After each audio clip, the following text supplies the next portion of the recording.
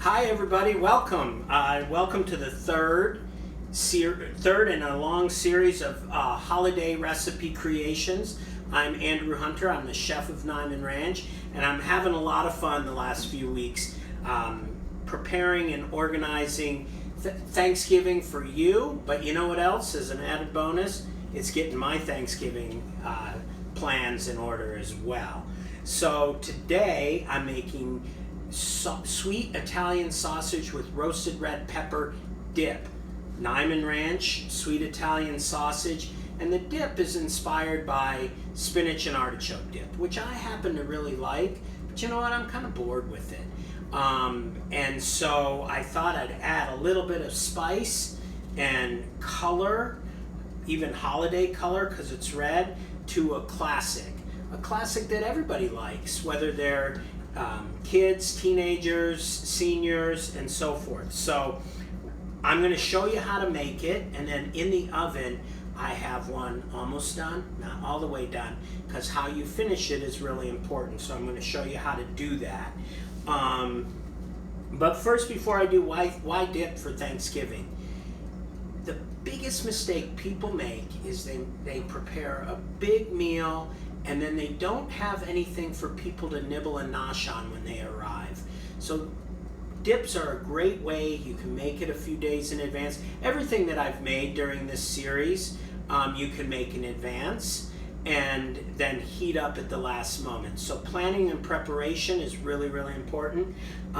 But you can make this dip, put it out on the kitchen table where you might have some other goodies to nosh on. You can put it into smaller dishes like this and have it on the coffee table or the side table so that it's available when people are watching football. We all love to watch football. I'm a Detroit Lions fan, which is across the bear for sure. But anyway, okay, so the dip is standard. The ingredients itself: cream cheese that I just cut into cubes, sour cream, mayonnaise, and Parmesan cheese. These are the ingredients that you would have in a spinach artichoke dip. And then I cooked and crumbled Niman Ranch sweet Italian sausage. This is a really delicious sausage, and it has all of the signature flavors: fennel, red pepper, that you would expect, paprika that you would expect in an Italian sausage. So it's fully cooked, and I'm going to add it to the dip. It calls for 2 cups, the recipe, but you know, you can add as much or as little as you want. It's up to you, really. Recipes are best used as a guide. And then some sweet Italian roasted red peppers. Definitely use the kind in a jar or a can. So as you can see, this is already starting to get pretty. You're going to put some more on top as well. So look. You know, we eat with our eyes before anything, and so I'm thinking, I want to eat that. I want to eat that. So here's the hard part. If there's a hard part to this recipe, and it's not thinking hard, it's a little bit of elbow grease. So you want to mix it up. The cream cheese is the most important because it's in cubes. So you want to, as you see it, you want to smush it. Don't worry about smushing and smashing things, because actually it's part of what helps marry everything together, the flavors, the colors, and the ingredients. So I'm mixing this up real nice. As I do that, I want you to think about sharing. Sharing this season is a little bit different. We're not encouraged to share in the same way.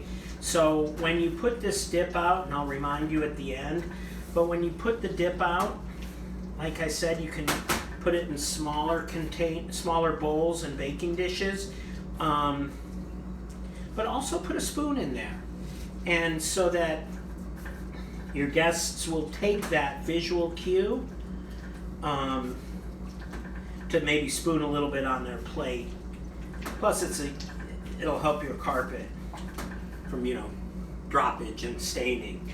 So then, now I've mixed it all up, and I'm thinking, I'd like to see some more red peppers. So I'm just going to finish those off. There. So you can see how that's starting to make it sort of rosé, like a nice rosé wine, which, by the way, is delicious at Thanksgiving too. So I mentioned these little seasonings here. There are crushed red chili flakes, a little salt, and some garlic powder. So I'm going to sprinkle those in too. Also kind of pretty. Everything that you should do when you're cooking, everything that you add should add some layers of flavor and dimension. And don't worry, I haven't forgotten to talk about the crostini. We'll talk about those in a minute. Okay, so you might be already thinking about, well, what am I going to put this in? And in some cases, it doesn't really matter. It can be a hodgepodge of things. See, I have a rectangular cast iron baking dish. Honestly, I'm not sure what I've ever used this for before. And then I have this nice white baking dish. So it kind of doesn't matter. The only thing that is important is that it can go in the oven and not break when it's in there. So now I'm going to spoon it in. Notice I've used a rubber spatula. That's just because this rubber spatula is my favorite tool in the kitchen. It's heat proof. I could actually put it in a deep fryer if I wanted, and it would be okay. And I like it's sturdy, but it also has a little give. So it's important to kind of push it around in there to avoid any air pockets. So now I'm going to add this one too. I'm going to add to this one. See if I can do this so you can see it. There's a lot of goodness in there, you guys.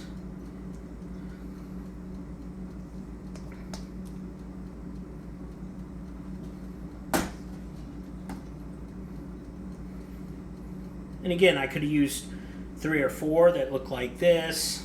I could have used 2 that look like this. So my options are good. So I am going to put these in the oven in 1 minute. But before I do, I want to talk about the crostini, because what's a dip without something to dip into it? So when I tested this recipe, I tested it a couple of weeks ago, and of course I have 2 boys, 2 teenagers, Ben and Nick, and sometimes they're happy to be my taster guinea pigs, and sometimes they're less happy. But this is an occasion that they were thrilled. So they started dipping, not politely, but at least following my instructions to dip with crostinis first. And then I left the room and I came back and they both had a spoon. So they had forgotten about the crostini and went right to just shoveling. But the other thing is that, crostinis you have to make. So if that's too much, you got to pick your battles in a big meal occasion like this. So if making crostinis is too much, pick out your favorite sturdy crackers, or ask your mother-in-law to bring her favorite sturdy crackers, or father-in-law. Okay, so I'm going to pull this out. Remember, I've already made it, and it's already nice and hot. See if I can do it without burning myself. I'm going to put these back here. Okay, so actually, that in and of itself looks pretty darn good, but I'm just going to kick it up a notch, as they say. So I'm going to put some tomato sauce. Now, in terms of planning, you might get it to this point You know your guests will be arriving soon, and so get it to this point. So you have to do less work when they arrive. Some roasted red peppers on top. How we doing with time? Doing all right. Getting close. I'm gonna put this on broil.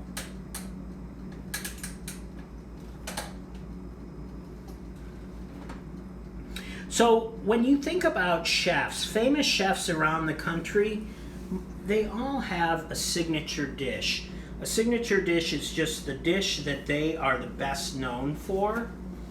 And so what's wrong with you having a signature dish? This dip could be your signature. People will think you're so creative because they've had spinach artichoke.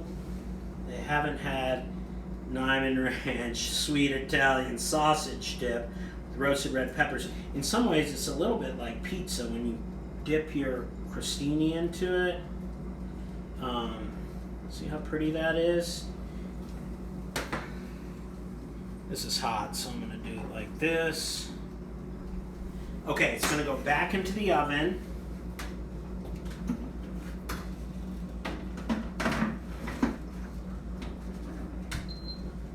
It's as high as it'll go, my little oven.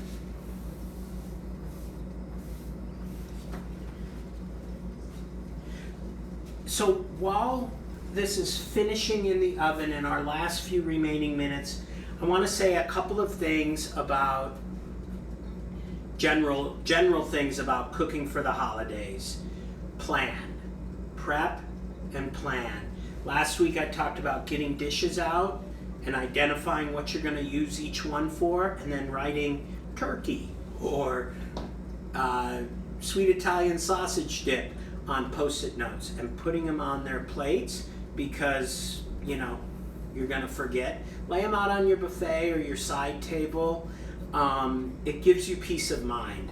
I know many of you might be cooking for family for the very first time. Maybe you're newlyweds or just starting out with a new house or what have you, and you want to show everything off. So be prepared, and you can start now. It's really not too early to start now.